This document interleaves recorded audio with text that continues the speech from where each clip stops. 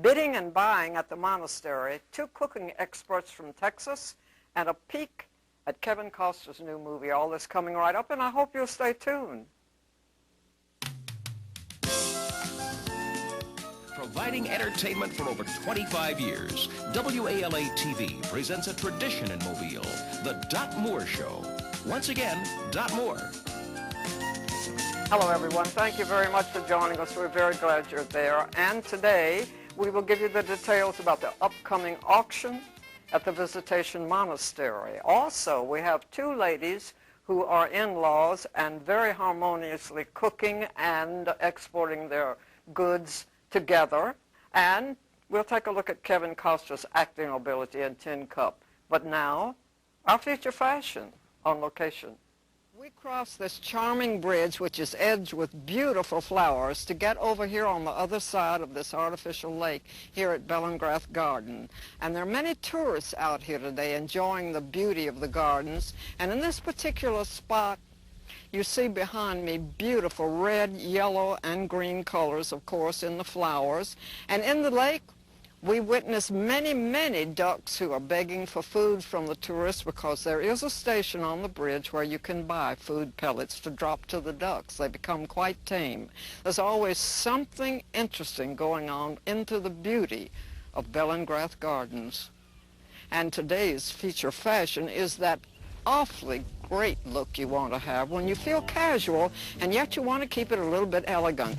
Because in aqua blue, I am modeling for you today an Indonesian silk outfit with cutout designs, very loose fitted with tight fitting pants, and on the sleeves another beautiful cutout design. A low V neckline. Wear it for casual wear with no jewelry at all and just feel free, or dress it up with your favorite pieces. And our fashion is courtesy of Joanne's Fashions, right here in Mobile. Well, Kevin Costner's done it again. His latest movie, Tin Cup, is playing across the country and here in Mobile, and playing in most markets to rave reviews. Here's a peek at Tin Cup. Waggle. Waggle it. From the creator of Bull Durham and White Men Can't Jump, The club head. We waggle the club. comes a story That's a pretty girl. There's such an ugly swing. about men and women and the games they play. Remember, this game's about trust, touch, and letting go. Hi, darling. Hi, honey. Oh, no, not him. You got it bad, huh? Something about that chick. I take it you're a feminist. No one's ever saddled me with that one. Well, you might try being saddled sometime. Smell of leather, sting of a whip. Yes! She must think I'm such a loser, lousy driving range pro. Local legend Roy Tin Cup McAvoy, the best player to never hit the big time, It's an easy game, this golf. wasn't going anywhere. It's got to be the woman. I thought you said it was a virus. Well, a woman can have the same effect. But ever since Dr. Molly Griswold got inside his head, I think I'm in love with you. he's been changing his whole approach. From the moment I first saw you, I knew I was through with bar girls and strippers and motorcycle chicks and stunned, huh?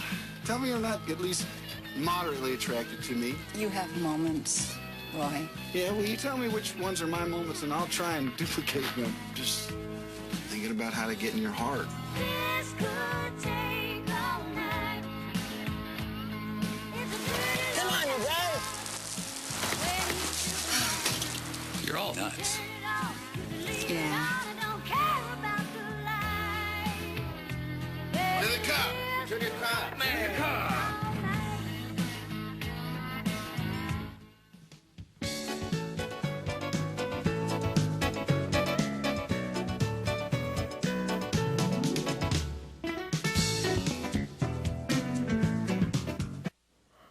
Welcome back. We're very happy to join us again.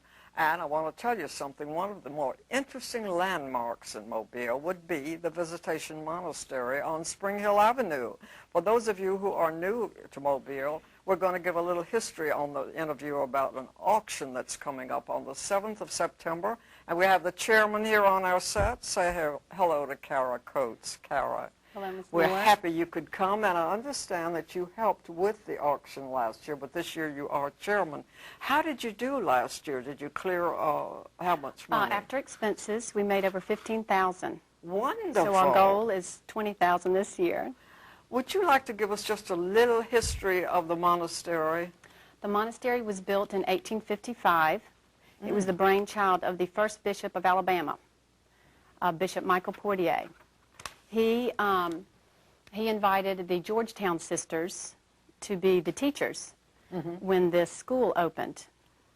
And it was a school for girls, and it closed about almost 30 years ago. And at that time, the Visitation nuns, which are cloistered nuns, opened a candy kitchen. And today, they are still selling their heavenly hash candy and chocolate mints. And you can buy them in the bookstore, and we'll be selling them the day of the auction also. Oh, interesting. You know, it's such a mysterious-looking, the whole thing with the big brick wall and the turrets on the building and all of that. Well, on September the 7th, you're going to have some excitement there. You're going to have a bidding and a sale. But before that, you're going to have a preview time. What time does it all start? The preview and yard sale begins at 8 a.m.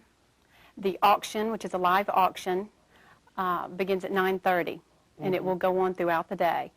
We will have delicious refreshments served throughout the day, and it will be open, I would say, until about 3:30 or 4. Well, I know that people are donating. You told me before camera that things were coming in. Well, what's the deadline on giving? There is no deadline. We will take things until the night before. Right up to till the morning. This year we have an unbelievable amount of beautiful pieces of furniture. The quality this year is unbelievable. I'm so proud of what we have to sell. So I think it'll be a big money maker this year. You've done this before, obviously, but how many times? Almost 10 years now. Really? And it's become a very popular event. We have a lot of people coming back each year. Someone, as a matter of fact, I mentioned that you were coming on to talk about it, and someone said, oh, I went last year, and I bought such and such and so and so. Yeah. Right. We have people coming back every year. We have a bunch of beautiful sofas and walnut headboards, king-size beds.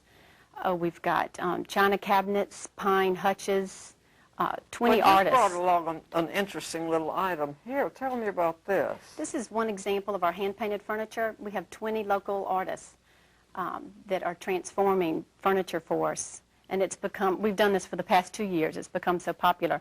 This is a stool painted by Mary Lou Highland. Many people know of her in the Mobile area. And this is just one example of the furniture that we will have there. Hand-painted is very attractive and colorful. Also, your cushion. This I went by yesterday, and this was by the front door. Someone had just dropped it off as a donation. It is an Irish linen pillow.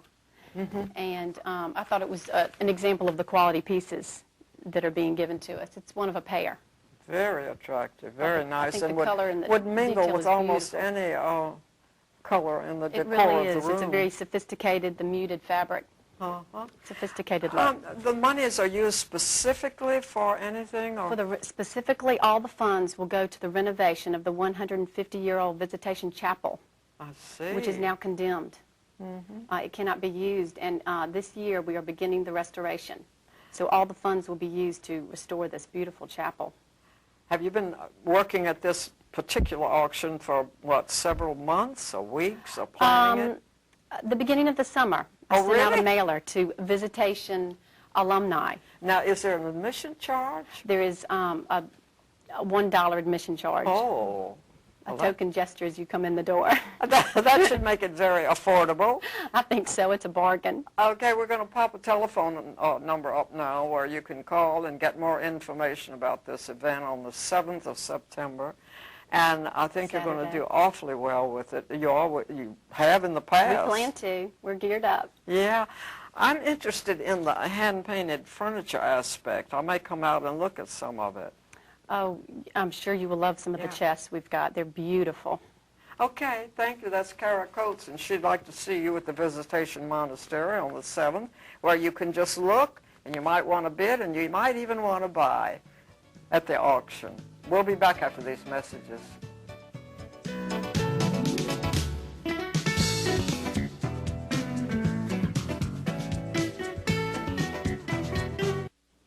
Well, we have an interesting mesh on this segment of the show.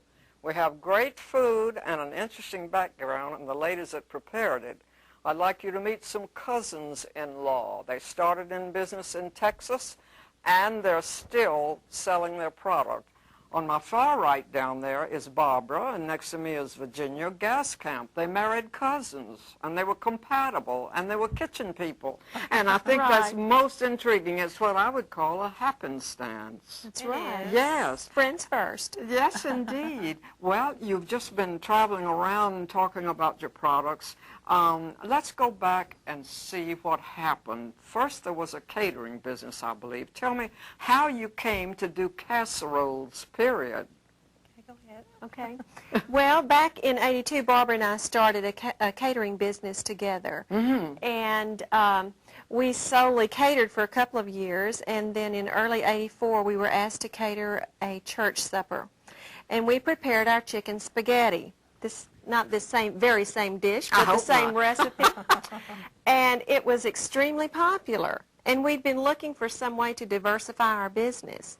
So we decided that we would use a lot of our favorite recipes, and we would package them and freeze them and open a retail business, which we did back in '84. And it all started at a church supper. That's right. That's right. Isn't that wonderful? I think, Barbara, did you not tell me that at first you put them in small containers and then they became larger and larger? Yes, we went to the grocery store and bought the smallest little freezing containers we could find. And we mailed flyers out to 200 of our friends and said we now have chicken spaghetti and King Ranch and beef enchilada. And before the year was over, people were coming with their coolers to load up with our casseroles to go put in their freezer, because we live in a very busy community. And we realized working women, tired mothers, students all needed help in the kitchen. So that's how... It's really a family dish. Yes, it is. Just microwave it and put a salad with it, and you have it on a busy day. Well, for goodness sake. Now, your outlet in Mobile for the product today, as it is, all packaged, that we would have been talking about the past, but the present is that you can find their product at Bruno's in Mobile. Right, yes. Virginia, you were saying that you wanted to talk a little bit about the versatility of the casserole. Of course, when you work, I know from my own lifestyle, it's very tempting to eat one almost every day, because if you do a large one, you can put it in the freezer and pull it out. And, That's right. Yes. You know, we're so busy, and even being in the food business, like Barbara and I were, a lot of times when you get home in the evening, you really don't want to cook. You've looked at food all day, and you really don't want to cook. So it's really nice to have something in the freezer that you can pull out and heat up, and you know it's going to taste just like you made it. Well, and that's what we try to do. You have a lot of ingredients here. Talk to me a little bit about this. What we thought we'd do today is just tell mothers, especially with young children out there, school has started, and they need to get these little people fed well so their brains will work. And we think it's a lot better for mother to prepare something at home than always use fast food. And so we say either do this, buy your ingredients, or do this and buy Barbara and Virginia's, because it's just like homemade. But if you keep some basics, rice and pasta or potatoes and for a starch, and then you add to that some type of either condensed soup. We have the cream of mushroom soup here. You can use cream of chicken or celery or whatever your taste likes, or tomatoes and some fresh vegetables, bell pepper and onion. It's a good way to get vegetables in those little people without them even knowing it. Them really, because Right, they always, it's disguised, and they're eating vegetables and they don't even know it. It's a natural protestation on their side. Right, right. Okay, so you're saying keep all of these staples in your cabinet. That's right. And then you can just sort of throw it together very quickly. That's right. Then with either a pound of hamburger meat or some cooked chicken or ham, or in Mobile, I'm sure you have lots of fresh fish or shrimp that would make a wonderful casserole, and season it to your liking. Now, if Barbara were putting all this together, her family really likes Italian seasoning. Oh, really? So she would, how would you season that? I'd use basil and oregano probably, and lots of garlic. Because that's the way my family would enjoy it. But you could take the same ingredients, and for Virginia, family, they like Tex-Mex. I So see. she used chili powder and that type of cumin thing. and those types of ingredients, and maybe some jalapeno to really spice it up. Oh, yeah. Or you can just go plain, you know. But whatever your family enjoys. But think ahead and double your batch, make enough for two dinners, and put one in the freezer. Well, that's the thing, and then you have it there, and of course it'll keep for a long time in the fridge. Right. Now, when you put together one casserole this size, do you know approximately how long it takes in the oven to bake it? This would take, now if it were frozen, what we recommend doing, if you know, this is what you're going to have Monday evening, for instance. Put it in the refrigerator on Sunday night, and then when you get home from work, you're ready to go into the oven with it. It'll take about a half an thaw hour. out slowly that way. Right, right. Yeah. You can always speed that up either with the microwave or put it in the oven for a little bit longer. But if you just think ahead a little bit. Well, I was thinking, getting back to your situation, the in-law thing is not always compatible, but many times it is. But to think both of you must have been very interested in the kitchen before you ever met. Is that true? Well, that's true. true. That's We're very true. family-oriented, and we're Christian, and we like to get people together. And we live in a German community, and their thrust is sit down and eat something together, you know. So that's kind of our background, is that we believe to share food is very wholesome, and that's our main thrust, is having the family sit down to a meal. Well, when actually did you go into business in a big way? 1982. We entered our catering business in 82. In 86, we began to sell to stores, and we had 3 to start with. Did you? And in the Texas area? Yes, in the Houston we're from area. Brenham, Texas, and Houston's about 70 miles, and Barbara and I delivered product to those stores for about a You delivered them we personally? cooked it, we Yes. personally delivered it, put it on the shelf, and then we'd go back to Brenham and we'd make some more. And then we'd go on the weekend and demo our product. You know, you've seen these ladies in these stores demo. Sure. We'd go back on the weekend and do that. And then we'd go back on Monday and cook some more. We knew it was good. We knew we had something that people would enjoy, and we wanted to share it. But were you shocked when you went national with it? Yes, a little bit. Yes, we're not over that shock yet. I think that's great. We appreciate hearing about your story. Thank Can't you. wait to taste your casserole. Thank you very much. And thank you so much, and keep up the good work. Although I know you have just sold your company, you're still pitching. Yes, That's right. Okay. That's right. There they are, cousins-in-law, the Gaskamps that do casseroles. We'll be back in a moment.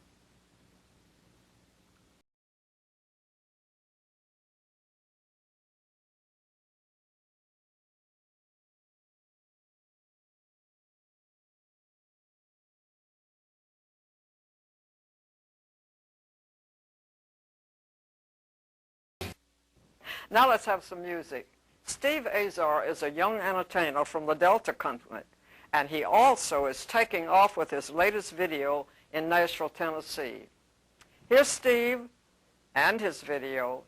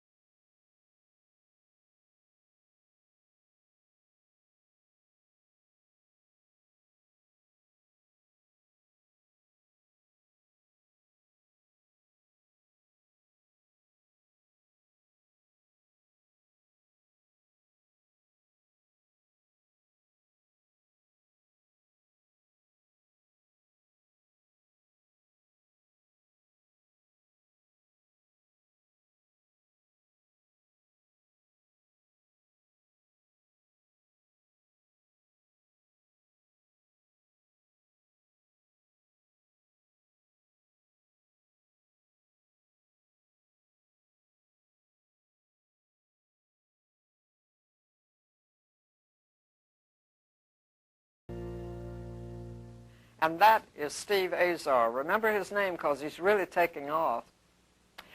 Thank you so much for joining us, and we'd like to thank our guests, and we'd like to urge you to go on September the 7th to the Visitation Monastery and buy some goodies at their auction and sale. And also, of course, if you want to do some casseroles, Barbara in Virginia would like to see you go to Bruno's. We'll see you next week, and until we do, I hope you'll stay happy.